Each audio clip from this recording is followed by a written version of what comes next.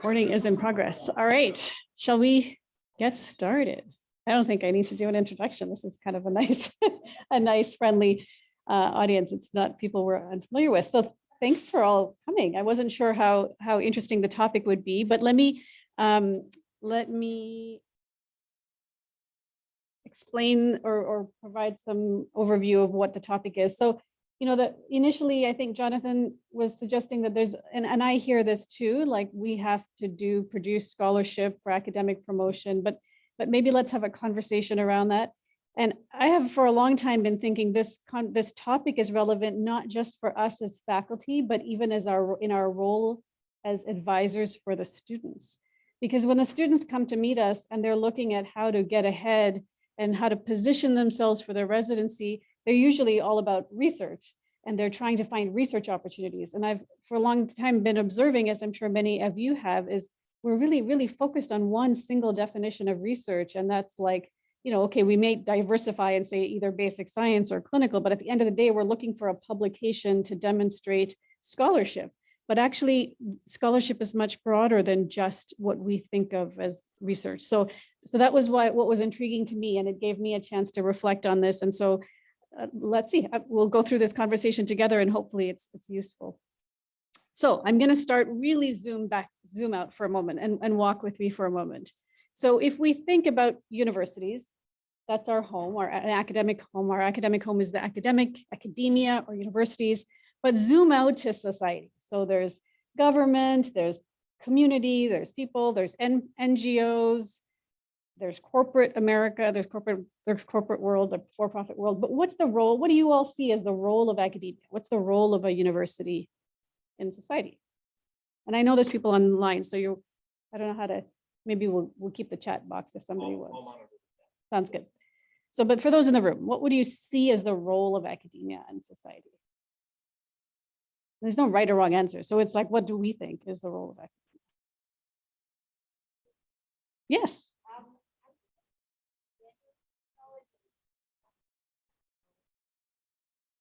Okay, so generating knowledge and passing on that knowledge, love it, through education. Okay. Sharing of experience, so tell me more, with whom?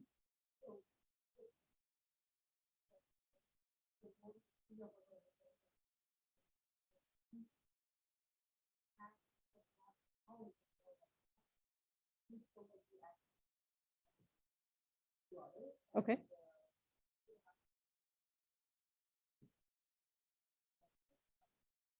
Through the work of the academia. Okay, so on the one hand, you're saying generate knowledge, teach that knowledge, and you're saying disseminate that knowledge or knowledge of any sort. Okay, great.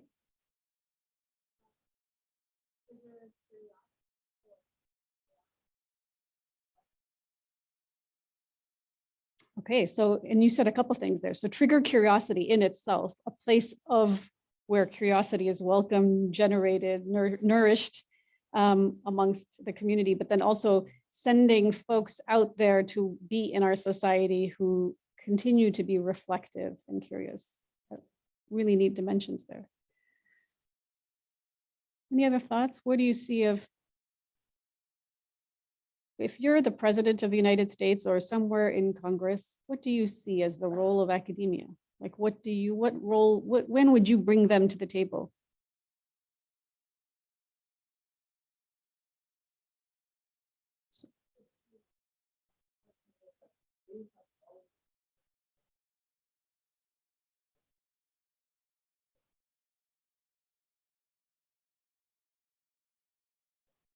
So contributing to the overall well-being of society. So that's exactly where I was sitting. So if we're thinking that, okay, academia is contributing to quality of life, which voice are they? Like, what is their voice in the conversation? So really think about us. If one of us was the president of the United States, when would you go to academia for what? Like, what is that part of the voice you turn to them for? Sean?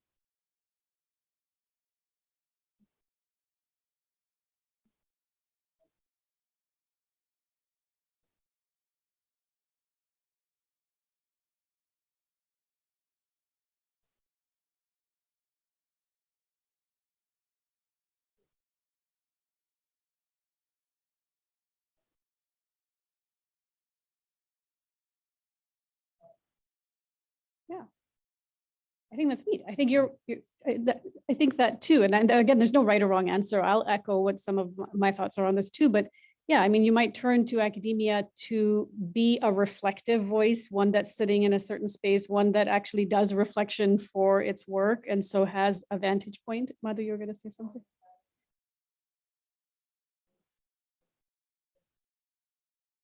Yes, that didn't come from academia, right?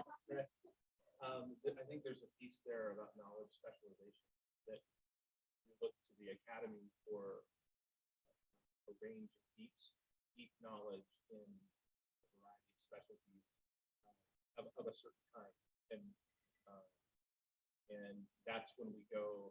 When the president and I'm going to solve a problem, I want people with specific knowledge sets, but they're usually very deep and very special. Yeah, so that's really interesting because that is a complement to what Sean said. So I might turn to academia for their expertise, or I might turn to them because I have an unsolved problem and I want their mind at the table. Yeah, you might.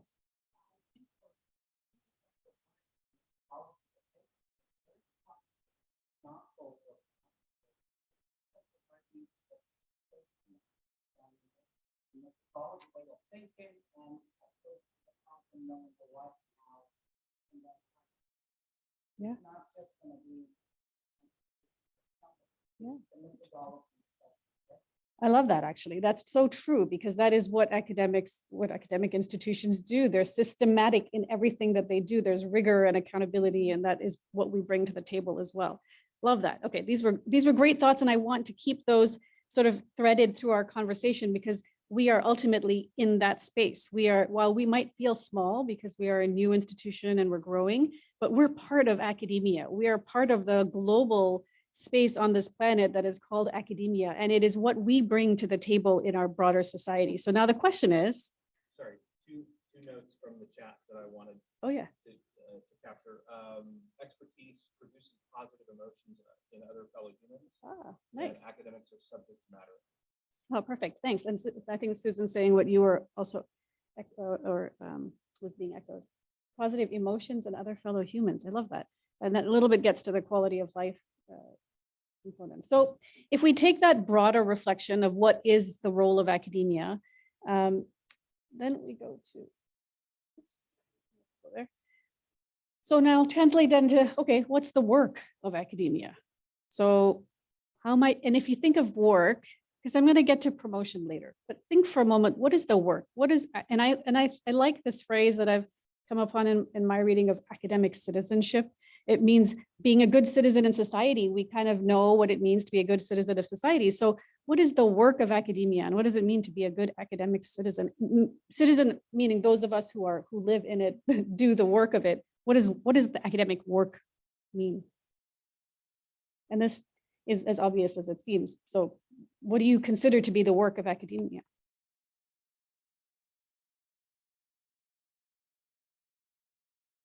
Yeah, it's really the obvious stuff. It's teaching. What else? Just to put it on the table. So generating new knowledge, teaching. What else? Okay, wow, neat. Identity formation. So who? Of learners. Okay, so nurturing professional and personal identity formation of learners.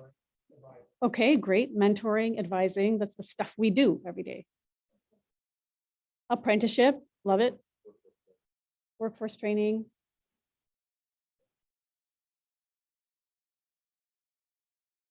Yep. So career, growth of careers. What is the other work? If you look at your calendar and the work that you do in a week, and if you were to bucket the kinds of work you teach, you do research or the knowledge discovery, you do mentoring. What else do we do?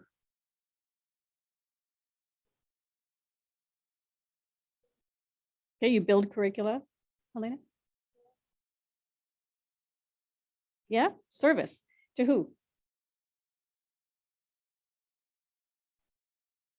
Mm-hmm.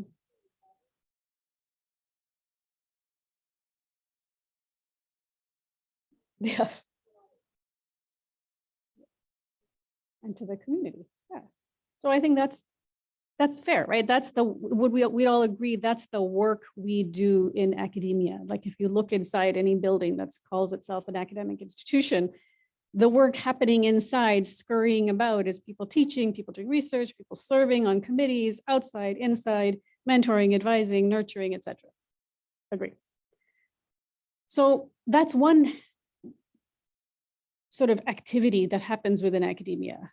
So now let's think about the purpose of academic promotion. And I've put two lenses here. So what's the purpose of academic promotion? Even define it. What is academic promotion and what does it mean to individual faculty?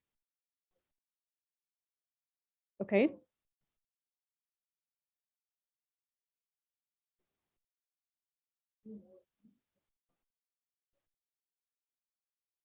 So it validates an individual. So it advances them in their scope of work. I'm trying to paraphrase, in their incentive or compensation and the reward system around that. Okay, so it recognizes an individual's excellence and progress. What else? Or any other thoughts about academic promotion? What about the institution? So what does academic promotion mean for the institution, the academic entity that we just talked about that has this vantage point and maybe even those responsibilities in society that does this work? What's the role and purpose of academic promotion?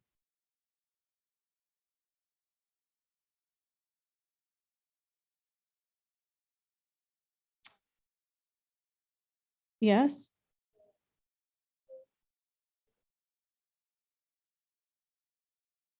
Okay, so if we see the academic institution's responsibility is to nurture individual growth faculty within them, then that's achieving that mission, that within my walls, people grow professionally.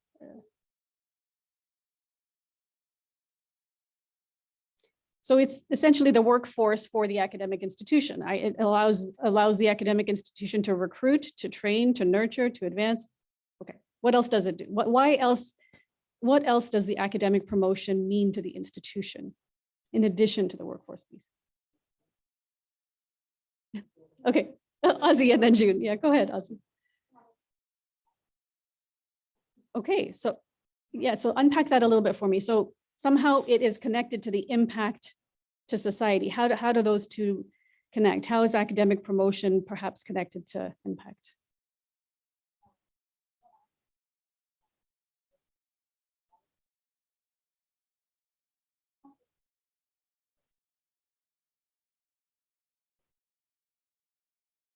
So the cumulative activity that promotes individual faculty ultimately becomes the impact we make on our community or our mission or whatever it is, faculty or the students. Yeah.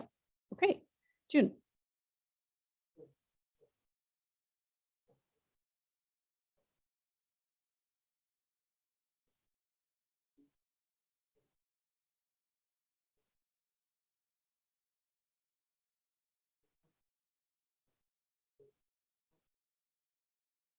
Oh.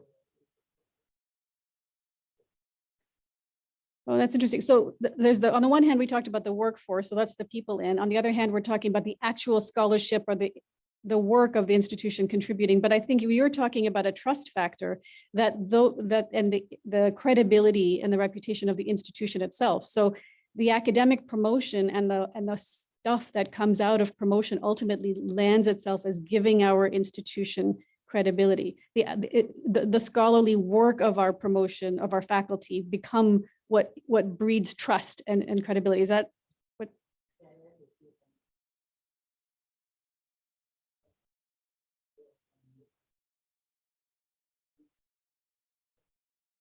Mm-hmm.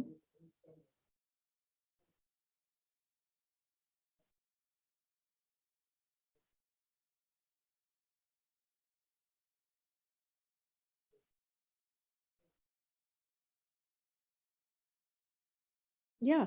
So I think this is helpful and important because it means we don't need to be cookie cutters. We don't need to all be made of the same mold. But if we're clear on what's the value proposition of faculty promotion, why it exists, what's its value in space, then we can orient around it. So, but I also heard, Ozzy, what you were saying is there's a tether between promotion and mission. So ultimately, if we see the academic work of faculty as not just the work of the academic institution, but also the mission and the broader impact in society, then somehow they need to be connected. What faculty get promoted for needs to also reflect the work, the mission of the institution. Fair. And I don't know that that's always been the case, because if you think historically, academic institutions in their truest sense were research institutions. And so the work that got recognized through promotion was really research, new research publications. But if the mission is so much broader, because we just said our mission is education, our mission is service, well, then that wasn't really getting recognized in the promotion criteria. So I think those are important considerations. So I'm kind of, as you can see, kind of zooming in. So we've talked about academia, we've talked about the work of academia, we've talked a bit about, okay, within academia, we have work to do, but then we also have careers to advance and we have outcomes to achieve. So this word scholarship bubbles up as really the work of academic promotion is essentially, is hinged on scholarship. We'll talk about the types of scholarship, but if I just put the word scholarship out there, what do you all think of? What do you think of when someone talks about scholarship? Not the funded scholarship. Like if you Google it, you have to get past all that first. But if we're talking about scholarship in the context of academic promotion is hinged on scholarship or connected to scholarship, what does scholarship mean in this context? And or what types of scholarship do you think of? So.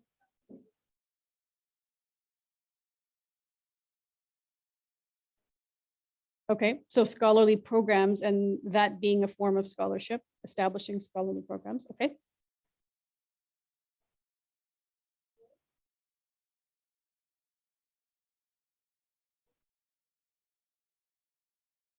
Okay, so the growth and development of scholars. Okay. And if somebody asked you, tell me about your scholarship, or tell me about the scholarship of the institution, or you or a colleague. Is there somebody in the chat box? Learn, teach, research, learn like now, developing.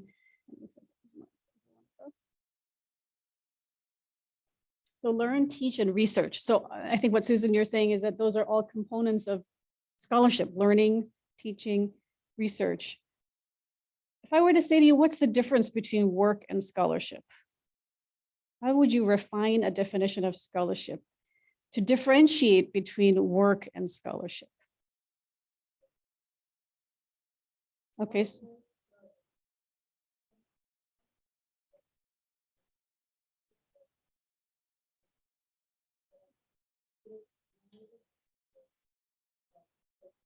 Okay.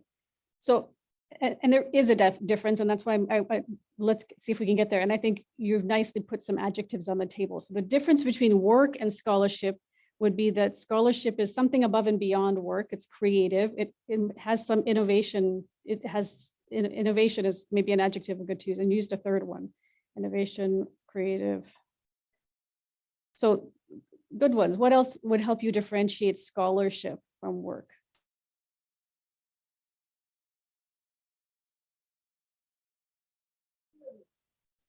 Okay, peer review, I like that. For those who attended yesterday, I kind of harped on that.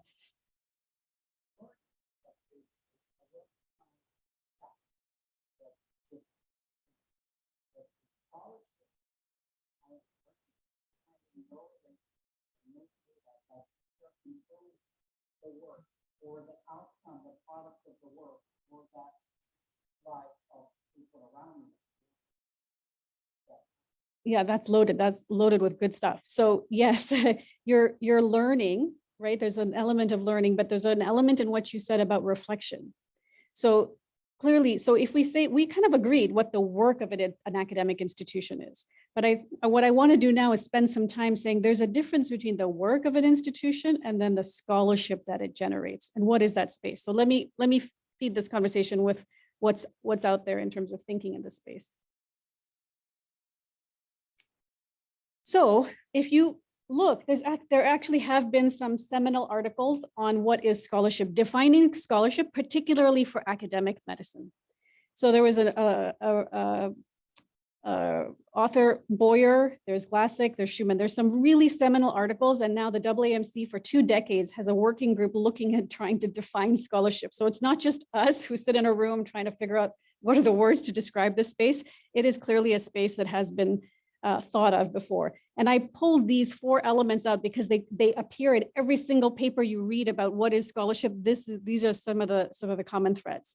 It includes research and innovation. So to your point, I think research is what most often gets sort of thought of as scholarship equals research, but scholarship is obviously more. But scholarship is demonstrated when knowledge is advanced or transformed by application of one's intellect in an informed, disciplined, and creative manner. So it comes to some of the words you were using. It's not just doing something flippantly or sort of spontaneously. There is inherent to scholarship a point that it's informed, it's disciplined, and it's creative. It's not just regular work, it's different. And this is repeated throughout the literature. It's different from regular activity or task that is undertaken as part of your daily, weekly, and monthly activities. It is by necessity, I think all spaces will agree that scholarship is peer-reviewed in public, as regardless of academic medicine, bioscience, biological sciences, engineering, whatever it is. Scholarship is defined as that which is peer-reviewed in public, attained through work that is peer-reviewed public and provides a platform that others can build on. And curiosity, reflection, and dissemination involves the deliberate incorporation and integration of an aspect of curiosity, reflection, and inquiry into that daily process and the intention of disseminating the results of these inquiries. And like the corollary to this is like a scientist who sits in his lab doing a bunch of experiments and the stuff just stays there with no intention to disseminate. That's not scholarship, that's his daily work. He's showing up to do his experiments, but it becomes scholarship when you put it out in some form for peer review and for others to build on. So these are sort of broad definitions. These are some of the papers I think that if anybody's interested in this space, there are just constantly referred to seminal papers. Boyer's Expanded Definitions of Scholarship. This was in academic medicine. Scholarship Reconsidered is actually a thick book, but this was in 1990, and it really seems to have triggered decades of conversation. And I'm going to talk a little bit about the scholarship of engagement in a moment, which I find particularly interesting. So I'm going to sit on this slide for a moment. So if you read all of these papers, and if you kind of go into this field of trying to figure out, well, what is scholarship? There are essentially this scholarship of engagement I'm going to come back to. If you look, most places will say there are at least 4, if not 5, types of scholarship. There's the scholarship of discovery, which is the most commonly referred to scholarship, the generation of new knowledge or new ways of doing things. But then there's a scholarship of integration, and the scholarship of integration suggests it's when different disciplines get together and look at knowledge in a new light. So in a very simplistic way, it's like doing a systematic review or a scoping review. It's taking a lay of the land. It's not generating new knowledge, but it's putting knowledge into a new spin. It could also be when an engineering department faculty member gets together with a nursing department, gets together with a language arts department, and they sort of look at what's already there and how it affects their different spaces. You can see it's not generating new knowledge, but it's taking knowledge into new spaces. Then there's the scholarship of application. Scholarship of application, some say scholarship of practice. This gets applied to the clinical space a lot. So you take new knowledge and you put it into practice. And we'll talk about what makes it scholarship, but it's essentially the space of application into the real world. And I'm going to go down below, scholarship of teaching. So this is what we're going to talk a bit more about today, but it's really what we do, right? And so what we're going to talk about, what's the difference between excellent teaching versus the scholarship of teaching. Scholarship of teaching goes beyond means moving beyond a scholarly approach to teaching and involved actively engaging students, encouraging them to be active participants, both within the classroom and their own learning. But inherent in this, there's more slides on the scholarship of teaching. It is this idea that there's a systematic approach, peer review, and a public dissemination of the work. And we're going to talk a lot more about this. I want to talk about the scholarship of engagement. So Boyer initially in 1990 wrote this paper that he talked about the scholarship of professorship, this one, the priorities of the professorship. Then he came back and he wrote the scholarship of engagement. And the scholarship of engagement to me is really just really interesting because it says, what's the role of academia in society? Yes, to generate knowledge, yes, to integrate, yes, to apply into clinical practice. But academia for decades, for 400 years, has been leaned on to solve social problems, civic problems, economic problems. Academia, those who are in higher education, have been turned to historically to help solve society's problems.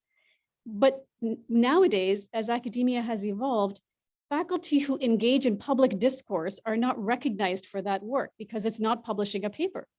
So we've started to become factories where we credential students and we tenure faculty, but we don't care as much about the contribution of academia to solving world problems or to solving pressing problems even in a local community. Yet that seems to be where we started, and we need to sort of turn back there. And so if we were to recognize the scholarship of engagement, the thoughtful engagement of scholars in society, we'd be coming back to our roots, to our mission, that also then needs to be reflected in all of our scholarship sort of work. So I fully embrace this. I think this is, and I think if you even dial it down to CUSM, our mission is to be community engaged. If we were to turn a blind eye to that and say, okay, but we will only promote and reward and recognize publications, well, then we've kind of lost track of our mission because we're not tying our reward system to our mission. So the scholarship of engagement, and it sort of goes back and forth where you say institutions, it seems to be more and more included in the definition of scholarship.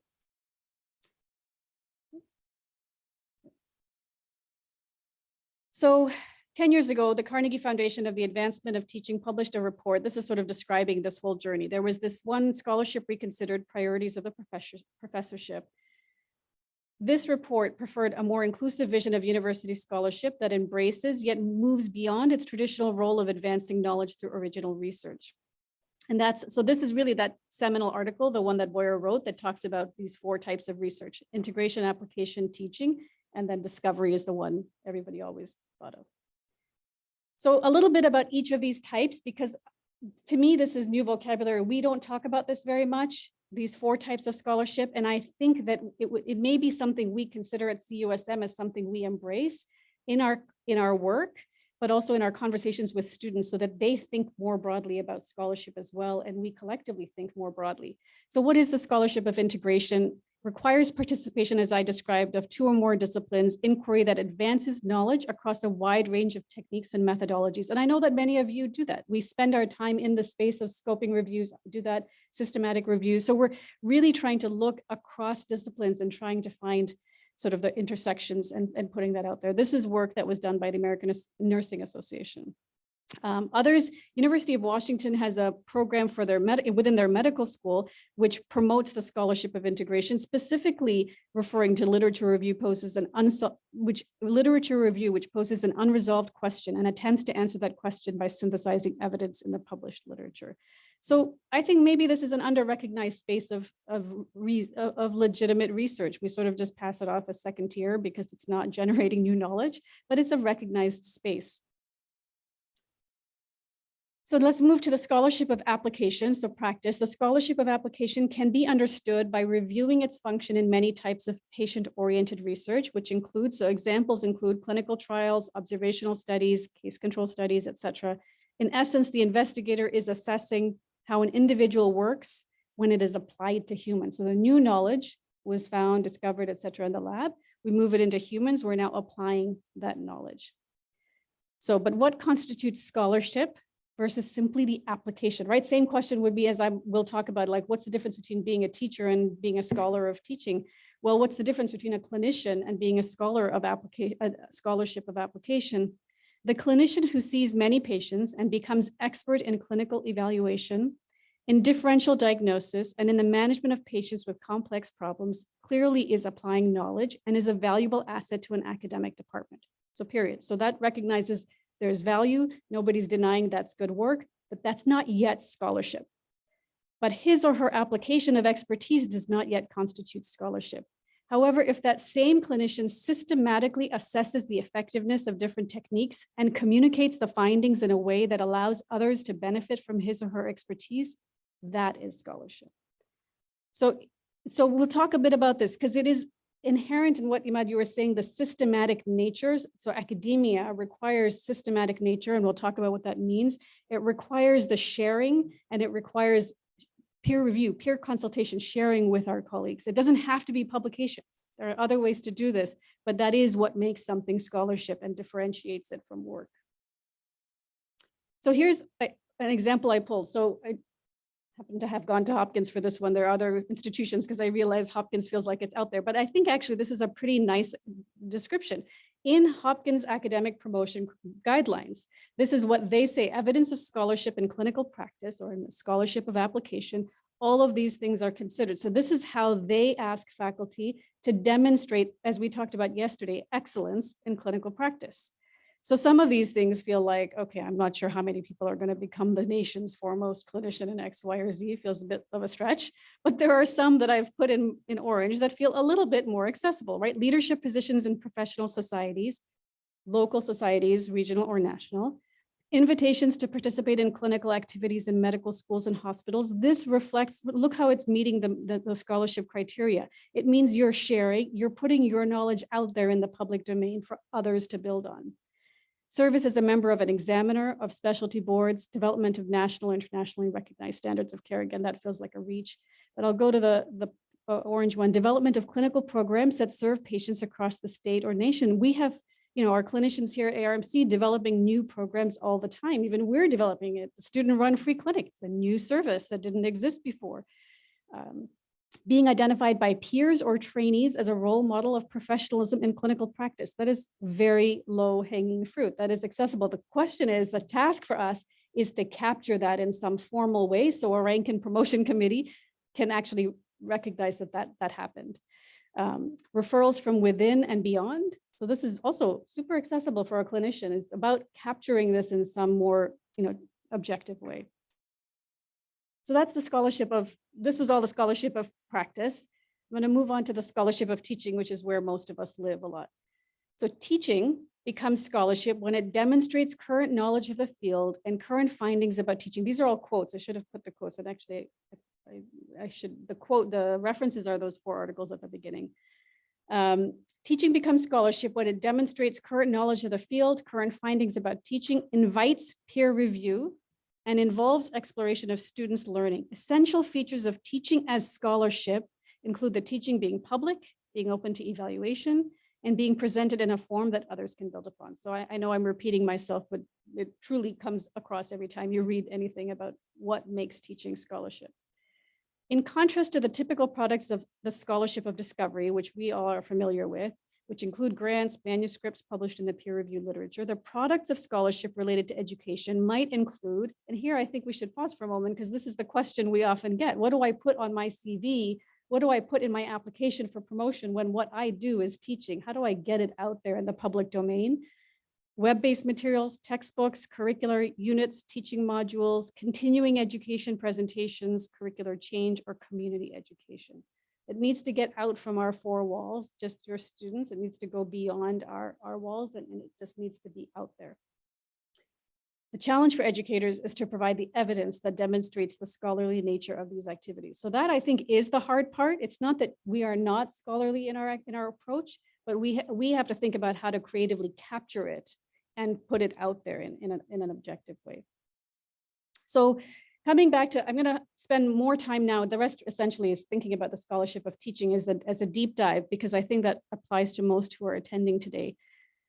So if we think about the scholarship of teaching, this is actually from the AAMC website that talks about how to advance the space of education research or education scholarship. And it's all the things we just said earlier today, right? What do we do? What's the work we do? Well, we do all this work. We teach, we do learner assessments, we do curriculum development, mentoring and advising, and we're all in leadership and administrative roles in some form or another. Everybody contributes.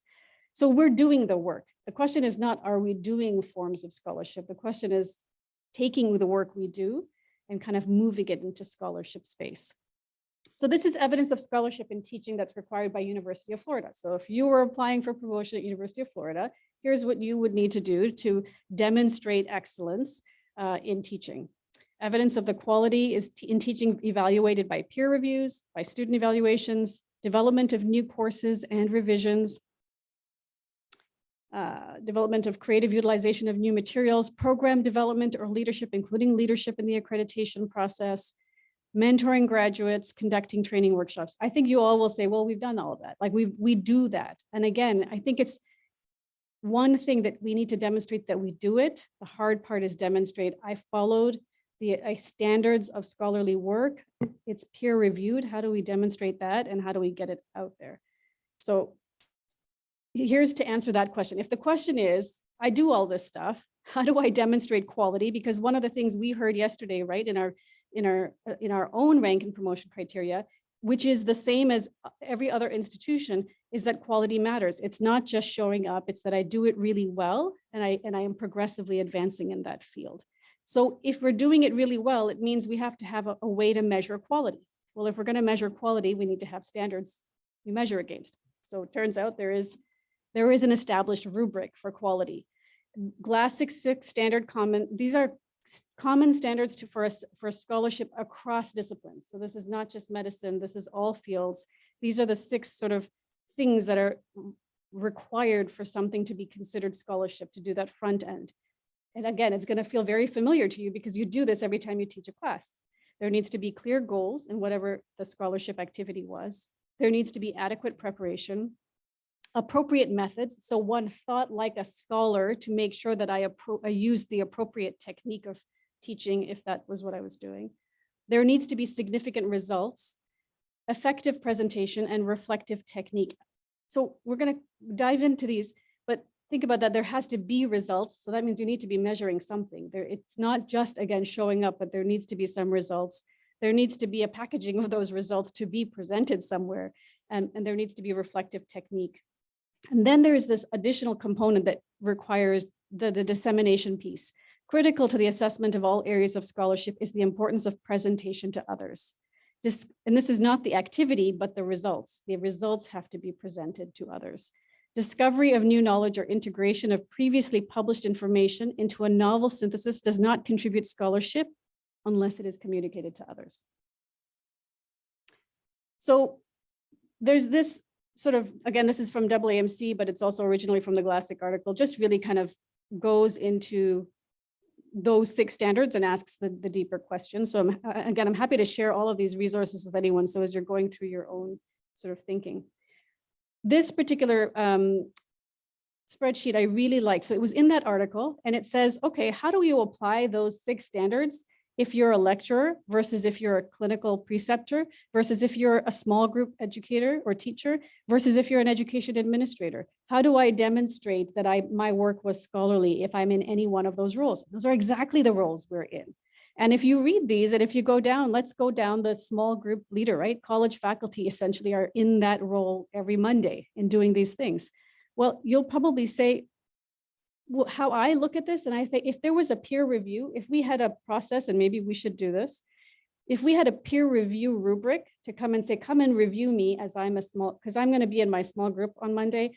Can you audit me and make sure, see if I'm meeting these standards? Did I establish, what the outcomes were for the session? Did I use appropriate techniques in teaching the students? Did I manage the needs of the student versus the needs of the objectives of the curricula?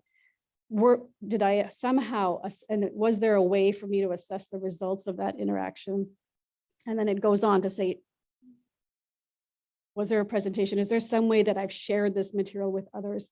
And was there reflective technique? You may not see all of this on the Monday morning when you come, but if there were to be an audit of your work, if you need to present your teaching to the Rank and Promotion Committee and prove that my work is scholarship, on the one hand, you should be able to prove that, yes, I have followed all of these steps in the work that I've done, and then go on to show, here's the peer review of my work, and here's how that work is in the public domain, so I've shared it with others. So this is the stuff that we do, we just haven't packaged it in any formal way. But this is, to lean back on what's out there in terms of standards.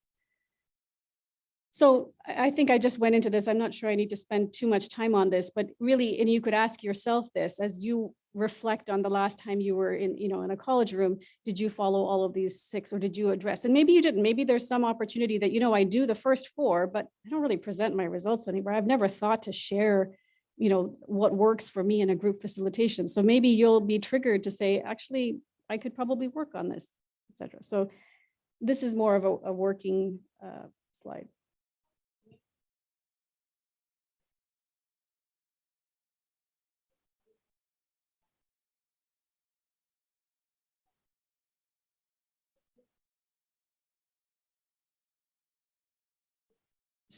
So if we go back to this slide, right, it says in that bucket, our education outcomes achieved, is there evidence that written assessment has constructive impact on learners? So I think the way that I would think of this, there's 2 ways. As a course, you could look at the performance of your students. You could develop a mechanism to track the performance of your students and ensure that individuals who had individual goals are meeting those goals. Or you could make your own kind of QI project out of this to say, you know what, I want to see the effectiveness of my teaching, so I'm going to put X or Y in place. I don't think these are all done naturally. I think you do need, there does need to be some deliberateness to transform your work into scholarship. So when I say that we all do these things, we do, but we may not be as deliberate as we need to be to actually call it scholarship. And that's why many have come to have conversations about promotion. And like, particularly like if it's a clinical folk, you can show up for your clinic and you can see patients, and that's great. You're close. You probably have the opportunity to check all these boxes, but unless you actually set out to check all the boxes, you probably aren't. So there is, I think, work to be done over and above the daily work. So educational scholarship, how do we define and acknowledge it? So if that's the work you present, then how does the rank and promotion committee how are they going to define excellence? And this is the work of the committee. The committee has their own sort of internal workings. This is what's out there on the WMC website. The group on education affairs has, like I said, has spent decades, at least 2 decades, with a working group that's constantly reflecting on the space of educational scholarship. And they suggest that 2 things are required for the quality. One is excellence, must document both the quantity, how much, how often, with whom, and quality. They also say that there needs to be an engagement with the education community. And I think this just gets to the contribution. If it's out there in the public domain, is it with the community? Is it with peer institutions? Are you presenting at conferences? The education community, I think, can be pretty broadly defined. So if I were you, I'd be thinking, okay, well, that's great. Where should I be putting this out in the public domain? So one thing that I did find that I think you may have already come across this, but I thought it was a particularly useful. On the the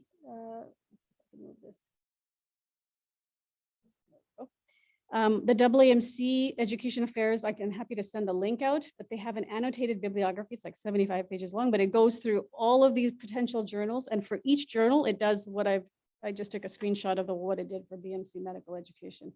So you can scroll through the list of journals, and if you're interested in one, it'll tell you what do they publish on. And there's actually much more out there. If you start saying like, okay, I'm interested, I'm going to put together, I want to put a simulation, a student simulation activity out there, you could Control F and find simulation in a bunch of journals. And so suddenly your possible journals just expanded. I find this to be a really, really useful resource, and maintained, updated July 2019. So happy to send that out. Okay, and so the last thing, and I don't know if we have time, we have about 10 minutes. What I thought we might do, so I have, it's a scholarship roadmap, essentially. So if we can take 5 minutes, if each of you could pair up, actually, do you mind giving me? I think some of this is talking it out because, like I said, I think many of us do this work, but have never thought about it in these 4 buckets of, am I doing scholarship of discovery, or do I do scholarship of teaching, of integration, of application? So it's trying to find the space you're in, and then sort of thinking about, okay, so how might I describe my activity? How do I describe, even just going through the exercise of thinking about where are the gaps and how do I do it? What are the mechanisms of peer review? Because I think we might be able to bucket which type of scholarship. We might even be able to say, muddle through a conversation about I can describe my methods, etc. But what are the ways in which we can get peer review? Because today, if I asked for peer review, I think everybody would think about when I submit a journal or a grant, I know there's a peer review.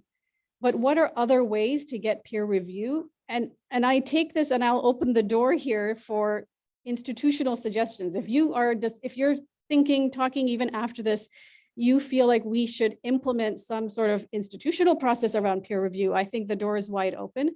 But I think there are other ways to get peer review as well. So think a little bit about this piece about peer review and scholarly products in the public domain. What does that mean for us as educators? So if I can suggest that we pair up, because I think that it's helpful to just have one person that you're talking to, talk it through. And then we'll do a quick cap at the end, a quick finale. I guess leave that there for the folks at home.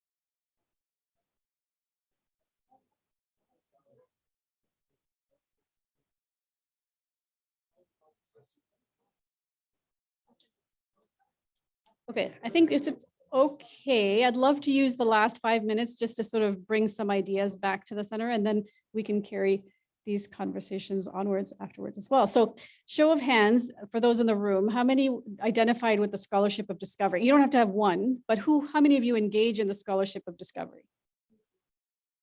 Okay, cool. And how many engage in the Scholarship of Integration? Scholarship of Application? Sure, and there doesn't need to, there's not one, and there's not, this is a Venn diagram. I'm sure there's places where that overlap. And the last, Scholarship of Teaching. So most hands, but it's neat. And that, I think that if you think I'm not surprised to see hands go up in each category. So I'm not going to talk too much. I think the description of your goals, preparation methods, I think that is just a matter of you taking time to say, yeah, I actually do those things. But I do want to spend a little bit of time on, for example, results. Even I think we could put our heads together and we might come up with some creative ideas. But what are the peer review mechanisms you're sort of thinking about, and what are the platforms for public dissemination? So let's talk about peer review mechanisms, because I think we would all be able to get to that point. The rest of it, I think we can get to that point. We can package our material so that it shows the systematic reflection, et cetera. But how do we get peer review as educators, or is in doing this, or I guess in any form? It can actually apply to any type of scholarship. What are the mechanisms of peer review? So one's submit your journal, your article, and it gets reviewed by peers. What are other forms of peer review?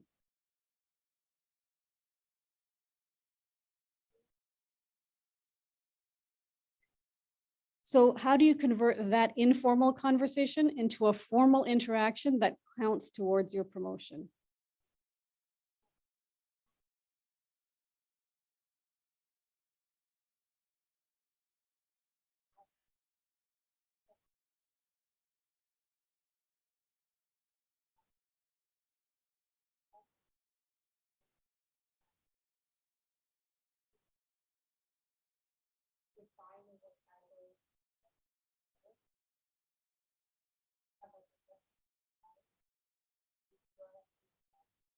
Love that. So Jonathan and I just talked about potentially drafting a rubric for us and sending it to you all based on, since we've now found literature, so we can just reference it. So you can tweak it, but at least there'd be some rubric you can grab and say, can you use this one, but let's make it tailored to what I do. It's something to start.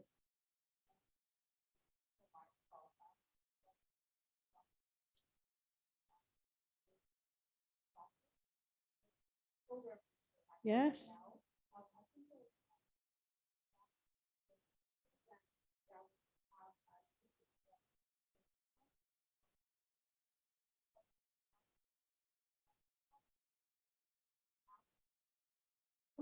Yeah. I think that's fantastic, and it can build on itself. It could start small and it could build. I'll tell you, when I was at George Washington University to be promoted from assistant to associate professor, I had to have 5 peer reviews that I had to solicit myself. So there was a form online. I had to go download it, give it to 5 of my colleagues and say, can you come and watch me? And 5 of those forms had to go to the rank and promotion committee along with my application package. So I think we can facilitate it, and then it can be up to you for the timing. It sort of reminds me, for those in residency training, like the mini CEX. It's a workplace that, you ask somebody to come and watch you do something, because that's what we do. It's a workplace assessment. So yeah, I think those are definitely options for peer review.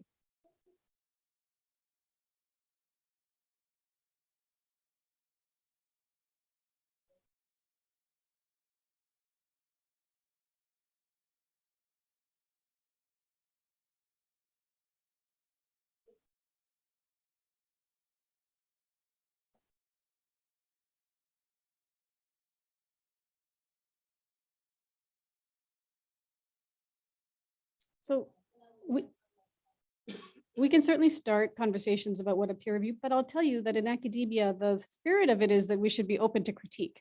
So that the interaction should not be one of judgment, but rather constructive critique. So it should be professional on both sides. The person doing the peer review ought also to find strengths and then areas for improvement. But I think we can engage in what might it look like if we want both, if we want the option to have anonymous peer review.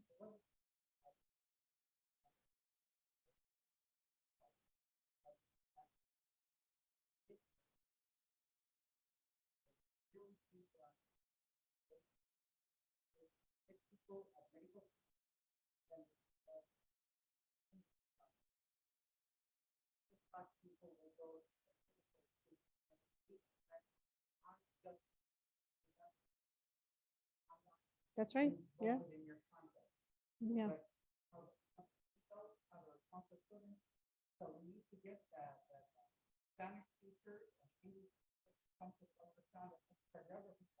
Yes.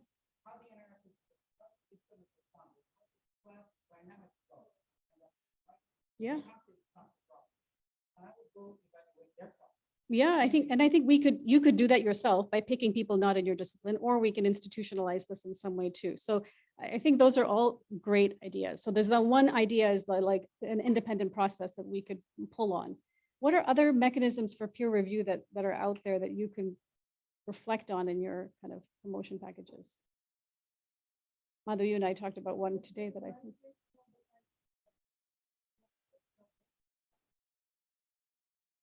That's right.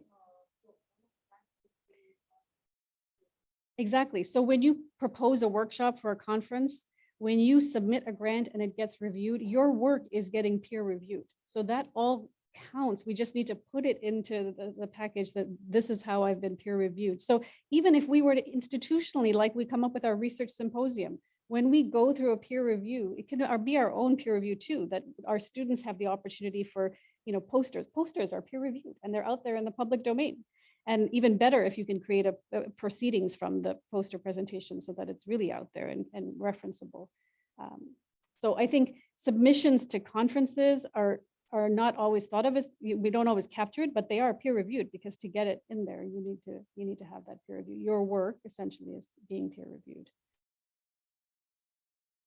And then any other thoughts on peer review, or just 30 seconds on, I know we're over now, but platforms, I think maybe we can continue this conversation later, but I think we can also help each other in thinking about, how do I get my material out there? How do I make it something that others can contribute on? Do we need to build out our website so that some of your curricula can be there and be accessed by others?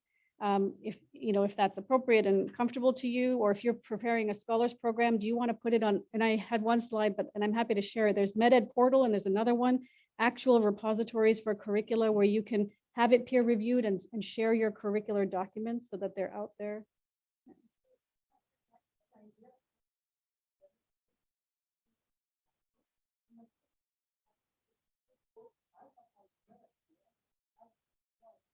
Yeah.